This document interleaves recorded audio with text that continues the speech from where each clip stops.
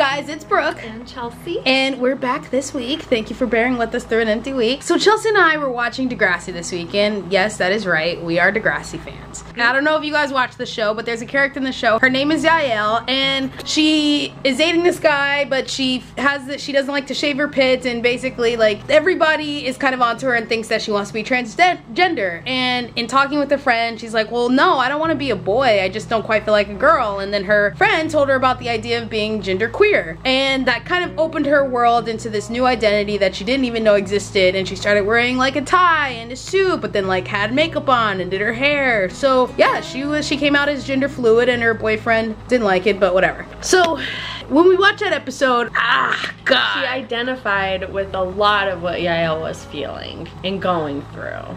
A lot she identified with. I've been hearing this word gender fluid, and I'm a terrible, terrible representative of the LGBT community because I do not do my homework or my research on anything pretty much but social media and pop culture, because that's just what I fill my head with. But I didn't realize gender fluidity really meant, you know, you don't quite feel like a girl or don't quite feel like a boy. And this is gonna sound really ignorant, but for some reason I thought it meant, oh, I'm gender fluid, I'll date guys, girls, like pretty much saying pansexual. But that's obviously so clearly not what it is. It's about your identity, and yeah, Degrassi opened my eyes. After the episode, Brooke was obviously very, you know, taken by the episode, and so we talked about it, and she was like, you know, telling me, you know, she's always been really confused about where she stood with like her gender and her body and how she felt about it. It's easy just to be like, oh, you wish you were a boy and all this stuff, but you know, never really wanting to go through with it because you don't really want to be a boy, you just don't want to be a woman really. And so it really opened her eyes, and it was really great. I'm really happy for her that she's able to feel comfortable knowing that she fits in somewhere, because I think all this time she's just been not really sure where she's supposed to be. Yeah, like, I don't know, like growing up, I obviously was a tomboy. I wore shorts and pants and anything to avoid dresses and skirts and heels and stockings and anything like that.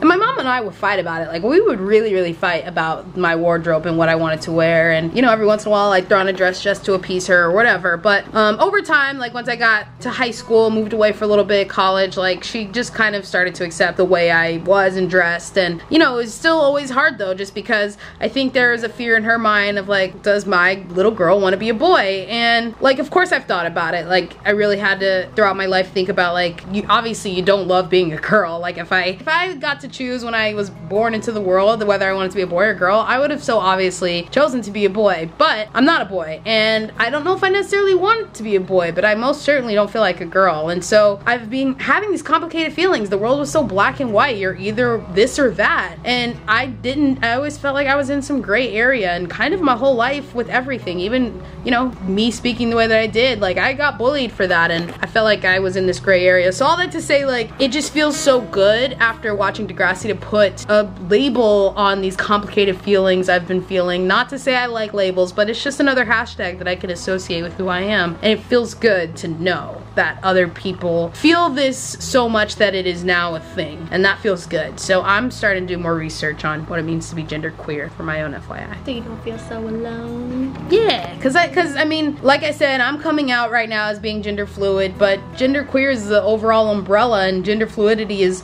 one of many different categories that fall under that umbrella. And it's interesting. It's really interesting. So there's a lot, and I would love to learn more about it. So I'm gonna do that. So I now know what the Q in LGBTQ stands for. And she's just lucky that she married a pansexual, so I don't care what she identifies as long as I get it. Tell me about it. I'm very, like, that even more confirms that we're supposed to be together. That, like, of course, as I've come to my own identity, I'm with someone who loves me no matter what.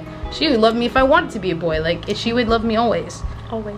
So that's nice. Because not everybody can, like we see in Degrassi. It's a good show. Okay, alright guys, that's our little life update. Thank you so much for watching. Please be sure to give this video a big fat thumbs up. Please be sure to click the subscribe button. Go ahead and ring that bell.